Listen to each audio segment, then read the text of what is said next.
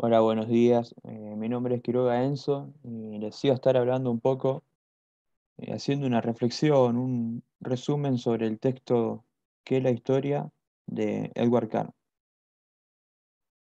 Ya desde un principio, el autor nos da este interrogante de lo que cree él es, que es para él la historia. En fin, nos da una respuesta concreta de lo que él cree que es la historia. Él dice que es una interacción entre el historiador y los hechos, y es un diálogo sin fin entre el presente y el pasado. ¿Por qué dice esto? Porque es los historiadores son los encargados de darle vida a los hechos, ya que estos mismos tienen la tarea de hacer una selección de los hechos y de tomar una selección, de elegir, reunir, descartar, de ordenar los hechos para el fin que ellos crean necesario que les va a servir para su investigación. Eh, Justamente la historia consiste en hechos verificados. Estos hechos los encuentra el historiador en los documentos, en las inscripciones, y es él mismo el encargado de ordenarlo a gusto, de seleccionarlos.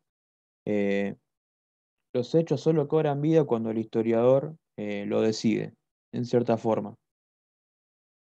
El trabajo del historiador debe ser sumamente selectivo.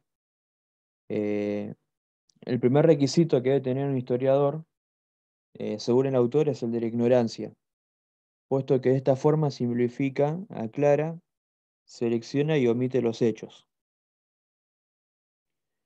Lo que dice justamente este autor Carr es que los historiadores actuales no poseen esta ventaja de tener cierta ignorancia, y además de que tienen que cubrir la doble tarea de descubrir los pocos datos históricos que quedan y de poder convertirlos en hechos históricos, además de descartar los datos carentes de importancia. Según Croce, que es otro historiador, eh, toda historia es historia contemporánea. Lo que quiere decir es que la historia consiste en ver el pasado con los ojos del presente y que la tarea primordial del historiador no es recoger los datos, sino darles un valor. Otro factor a tener en cuenta es el que dice el profesor Keiki Shot, que nos dice que cuando a nuestras manos llega un libro de historia, nuestro interés debe ir primeramente hacia el historiador y no tanto hacia el contenido. ¿Por qué dice esto? Porque el historiador pertenece a su época y está vinculado a ella por las condiciones de la existencia humana.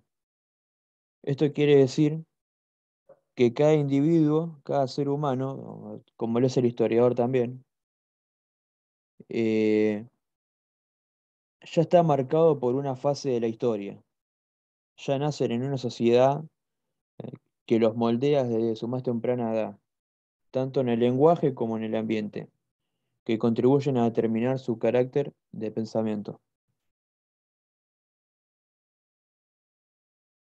El desarrollo de la sociedad y del individuo corren de manera igual, corren de manera pareja y se condicionan mutuamente. El historiador sigue siendo parte de la historia.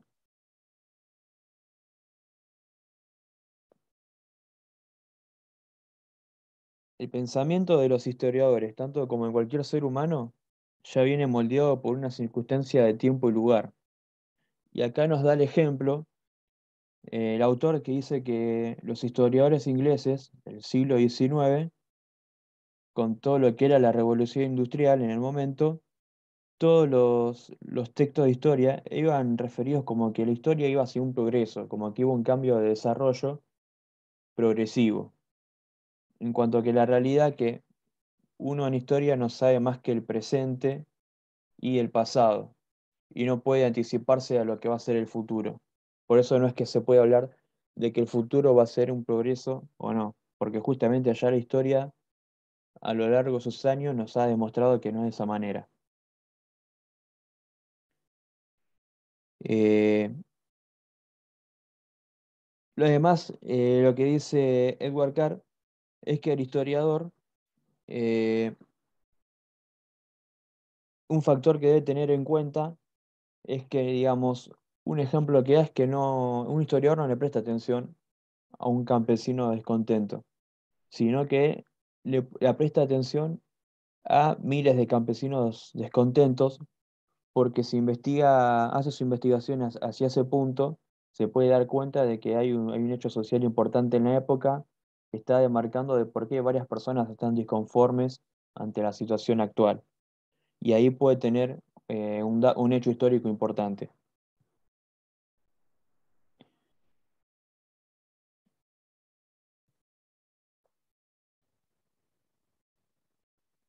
¿Qué nos quiere decir el autor, a fin de cuentas, con el texto? Que la historia la van modificando, la van manipulando los historiadores en cuanto a su condición de tiempo y espacio y a los que ellos crean convenientes o seleccionar o omitir. Entonces, lo que nos está diciendo esto es que hay que tener cuidado con la historia y justamente porque hay que prestarle atención al dato de dónde vienen los historiadores, desde dónde surge su carácter de pensamiento, porque no justamente quiere decir que esto sea eh, la historia tal cual es, sino que es justamente desde su punto de vista. Lo que justamente quiere dejar caer en evidencia es que el valor de los hechos históricos depende de quién los maneje, depende de qué historiador estemos hablando y depende de quién los manipule. Porque justamente aquí dice otra condición que debe tener un buen historiador es que no se deje llevar tanto por su tiempo y espacio y desde su situación eh, humana, sino que tiene que ser imparcial, sino que no tiene que tener nada propio que le convenga para su escritura, sino que tiene que ver todo de una manera, como dije previamente, imparcial. Por eso lo que dice el autor es que, en fin, la historia es interpretarla y, además de eso, por eso hace el planteo de que, ¿qué es la historia? Porque no tiene una respuesta concreta a la historia si lo vemos desde el punto de vista de los historiadores. Bueno, y con esto cerramos el análisis, el resumen del texto de Edward Carr de qué es la historia.